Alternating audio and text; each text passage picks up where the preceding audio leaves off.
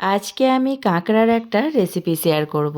কাঁকড়া তো অনেকে অনেক রকমভাবেই খেয়েছেন। আজকে আমি যেভাবে বানাবো এই পদ্ধতিতে যদি আপনারা বানিয়ে নেন, এর স্বাদ আজীবন মুখে লেগে থাকবে। আজকে আমি বাটা মশলা দিয়ে কাঁকড়ার এই রেসিপিটা বানাবো। পুরনো দিনের যদি স্বাদ পেতে চান এই রেসিপিটা শেষ পর্যন্ত দেখতে থাকুন। আর শেষে দুটো স্পেশাল জিনিস অ্যাড করব, এর কারণে এর টেস্টটা দ্বিগুণ বেড়ে যাবে। তো চলুন রেসিপিটা শুরু করা যাক।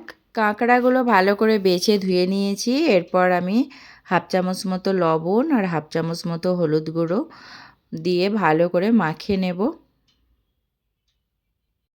রান্নাটা খুবই ঝটপট হয়ে যায় আর খেতে দারুণ হয়। এখানে একটা কড়াই বসিয়ে দিয়েছি, কড়াইয়ে দিয়ে দিলাম সর্ষের তেল।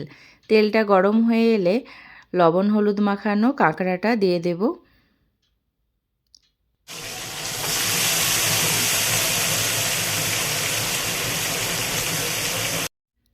এদিকে আমি কাঁকড়াগুলো এবার ভেজে নিচ্ছি। তো কাঁকড়াগুলো ভাজতে দিয়েছি, এদিকে হতে থাক। আর একদিকে আমি পেঁয়াজগুলো কেটে নেব। এখানে আমি 3 পিস মতো পেঁয়াজ নিয়েছি। পেঁয়াজগুলো ঠিক এইভাবে কুচি করে কেটে নিচ্ছি। পেঁয়াজ যত ছোট ছোট কুচি কুচি করে কাটা যাবে এর গ্রেভিটা ততই ভালো হবে। রান্নাটা খুবই চটজলদি হয়ে যায়, বেশি সময় লাগে না। তো সম্পূর্ণ ভিডিওটা না দেখলে বুঝতেই পারবেন না কিভাবে আমি বানাচ্ছি।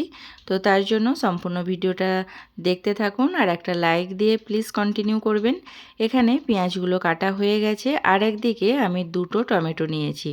টমেটোটা আমি মিডিয়াম সাইজেরই নিয়েছি। এটাও এবার ছোট ছোট করে কুচি করে কেটে নেব। টমেটোটা একটু বেশি করে দিলে গ্রেভিটা খেতে খুবই ভালো হয়। টমেটোগুলোও কাটা হয়ে গেছে। আর একটা স্পেশাল মশলা আমি রেডি করে নেব। এখানে আমি গোটা জিরে নিয়ে নিচ্ছি। 2 চামচ মতো গোটা জিরে নিয়েছি আর কিছুটা গোল্ড নিয়েছি, ব্ল্যাক পেপার। আর এখানে আমি 3টে কাঁচা লঙ্কা দিয়ে দিয়েছি। এবার এটা মিহি পেস্ট বানিয়ে নেব। তো দেখুন ভালো করে আমি বেটে রেখে দিয়েছি। এদিকে আমি কাঁকড়াটা ভাজতে দিয়েছিলাম। কাঁকড়াটা একবার দেখে নেব। খুব সুন্দর ভাজা ভাজা হয়ে এসেছে, কালারটাও চেঞ্জ হয়ে এসেছে। আমি এখানে হালকা একটু নাড়াচাড়া করে নিচ্ছি। তো পুরোপুরি হয়েই এসেছে। এবার আমি একটা পাত্রে তুলে রাখছি। কাঁকড়ার ডানাগুলো ফেলিনি। কাঁকড়ার ডানাগুলো খেতেও খুব ভালো লাগে। সব কাঁকড়াগুলো তোলা হয়ে গেছে। ওই কড়াইতেই আমি একটু সর্ষের তেল দিয়ে দিলাম। সর্ষের তেলটা দেওয়ার পরেই গরম হয়ে এলে আমি কিছুটা কালো জিরে দিয়ে দিলাম। এরপর আমি গোটা গরম মশলা দিয়ে দিলাম। এখানে আমি 1 টুকরো মতো ডালচিনি আর 2টো তেজপাতা।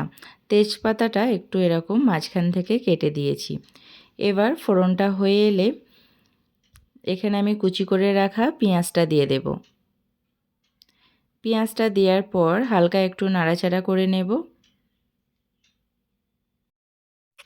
পেঁয়াজটা এবার ভাজা ভাজা হয়ে এসেছে আর কালারটাও চেঞ্জ হয়ে এসেছে। এরপর আমি কুচি করে রাখা টমেটোটা দিয়ে দিলাম। টমেটোটা দেওয়ার পর এখানে আমি হাফ চামচ মতো লবণ দিয়ে দিলাম। লবণ দেওয়ার কারণে টমেটো পেঁয়াজ খুব সুন্দরভাবে সেদ্ধ হয়ে যায়। লবণটা দেওয়ার পর ভালো করে একটু মিশিয়ে নিলাম।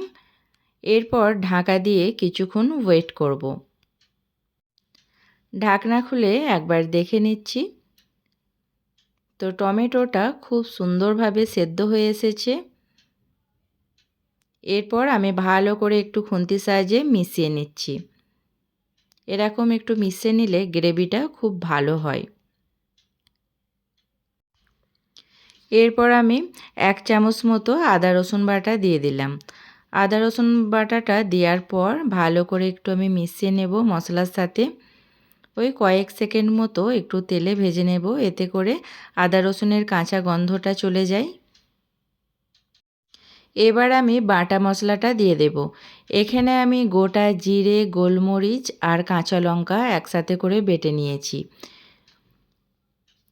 এবার আমি বাটা মশলাটা দিয়ে দিচ্ছি।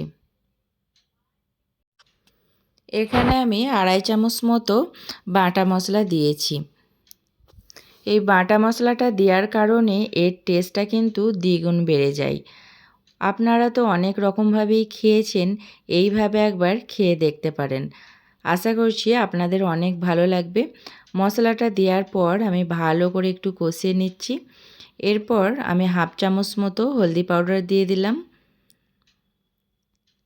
এরপর আমি হাফ চামচ মতো শুকনো লঙ্কার গুঁড়ো দিয়ে দিলাম। শুকনো লঙ্কার গুঁড়োটা একটু দেখে দিতে হবে, কেননা আমি মশলাটা বাটার সময়তেও 3টে কাঁচা লঙ্কা দিয়েছিলাম। আপনারা যে যেরকম ঝাল খান সেরকম দিতে পারেন।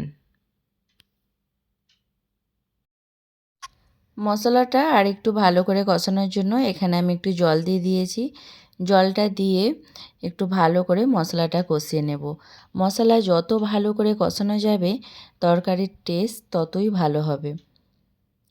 এবার আমি ঢাকা দিয়ে কিছুক্ষণ ওয়েট করব। ঢাকনা খুলে দেখে নিচ্ছি, তো দেখতেই পারছেন কত সুন্দর তেল ছেড়ে দিয়েছে আর মশলাটা খুব ভালোভাবে কষানোও হয়ে গেছে। এরপর আগে থাকতে যে ভেজে রেখেছিলাম কাঁকড়াগুলো ওটা দিয়ে দিলাম। কাঁকড়াটা দেওয়ার পর ভালো করে একটু মশলার সাথে মাখিয়ে নিচ্ছি। মশলাটা শুকনো শুকনো হয়ে এসেছে, এখানে আমি সামান্য একটু জল দিয়ে দেব। জলটা দিয়ে আর একটু ভালো করে কষিয়ে নেব। মশলার সাথে কাঁকড়াগুলো যত ভালো করে কষানো যাবে এর টেস্টটা ততই ভালো হবে। কাঁকড়ার মধ্যে মশলাগুলো ভালো করে ঢুকে গেলে খেতে খুবই ভালো হয়। এখানে আমি মিডিয়াম আঁচে ভালো করে কষিয়ে নিচ্ছি। এবার আমি ঢাকা দিয়ে 3 মিনিট মতো হতে দেব। ফিরে এলাম 3 মিনিট পর, ঢাকনা খুলে দেখে নিচ্ছি। কষানোটা খুব সুন্দরভাবে হয়েছে। আমি আর একবার ভালো করে একটু নেড়ে দেব। এই পর্যায়ে এসে লবণটা চেক করে নেবেন। এখানে একটু লবণ লাগবে, তার জন্য আমি হাফ চামচ মতো লবণ দিয়ে দিলাম। লবণটা দেওয়ার পর একটু ভালো করে মিশিয়ে নিচ্ছি। যে কোনো তরকারি একটু সময় নিয়ে যদি কষাতে পারেন তাহলে খেতেও খুব ভালো হয় আর তরকারিটা খুব তাড়াতাড়ি হয়েও যায়। আর খেয়াল রাখবেন কষানোর সময় গ্যাসের ফ্লেমটা সবসময় মিডিয়ামে রাখবেন। এখানে খুব ভালোভাবে কষানো হয়ে গেছে। আমি পরিমাণ মতো জল দিয়ে দিলাম। জলটা দিয়ে ঢাকা দিয়ে কিছুক্ষণ রেখে দেব, ফুটার জন্য অপেক্ষা করব। ঢাকনা খুলে দেখে নিচ্ছি তরকারিটা ফুটে এসেছে। এরপর আমি ধনেপাতা কুচি দিয়ে দিলাম। কিছুটা ধনেপাতা কুচি করে এইভাবে নামানোর আগে দিয়ে দিলে খেতে খুবই ভালো হয়। এবার দিয়ে দেব 2টো চেরা কাঁচা লঙ্কা। নামানোর আগে কাঁচা লঙ্কা দিলে এর স্মেলটা খুব ভালো আসে। যে স্পেশাল জিনিসটার কথা বলেছিলাম সেটা হলো পাতিলেবু। নামানোর আগে যদি পাতিলেবুর রস দেওয়া যায় এর তরকারির টেস্টটা দ্বিগুণ বেড়ে যায়। এইভাবে একবার অবশ্যই খেয়ে দেখবেন, খুবই ভালো হয় খেতে। না খেলে বিশ্বাসই করতে পারবেন না। সবগুলো ভালো করে এখানে আমি মিশিয়ে নিচ্ছি। এই রেসিপিটা আর বেশি সময় লাগবে না, হয়েই এসেছে। এখানে আমি ঝোলটা একটু কমিয়ে নেব। তরকারিটা বেশ মাখো মাখো হলেই খেতে ভালো হয়। 1 মিনিট মতো গ্যাসের ফ্লেমটা জোর দিয়ে আমি এখানে ঝোলটা একটু শুকিয়ে নিয়েছি। আর দেখুন কত সুন্দর মাখো মাখো হয়ে এসেছে। পুরোপুরি রেডি। গ্যাসের ফ্লেম অফ করে সার্ভ করে দেখাচ্ছি। এখানে আমি কাঁকড়া রেসিপিটা সার্ভ করে নিয়েছি আর দেখতেই পারছেন কতটা লোভনীয় হয়েছে। আপনারা তো অনেকে অনেক রকমভাবেই খেয়েছেন। আজকে আমি যেভাবে বানিয়েছি এই পদ্ধতিতে একবার বানিয়ে দেখতে পারেন। ছোট থেকে বড় সকলেই খুব মজা করে খাবে। এই রকম যদি কাঁকড়ার রেসিপি থাকে তাহলে মাংস লাগবে না, মাংস ফেল হয়ে যাবে এই রেসিপির কাছে। আর এটা গরম গরম ভাতের সাথে মাখিয়ে খেতে জাস্ট অসাধারণ লাগে। ঘরে থাকা অল্প কিছু উপাদান দিয়েই এই রেসিপিটা রেডি হয়ে যায় আর খেতে হয় অসাধারণ। যেহেতু আমি বাটা মশলা দিয়ে বানিয়েছি এর কারণে এটা খুবই মজা হয়েছিল। আর আমাদের নানি দাদিরা বেটে মশলা বেটে রান্না করতো, তার জন্যই অত টেস্ট হতো তরকারির। তো পুরোনো দিনের টেস্ট ফিরে পেতে এই রকম বেটে যদি রান্না করে নেন তাহলে খেতে খুবই ভালো হয়।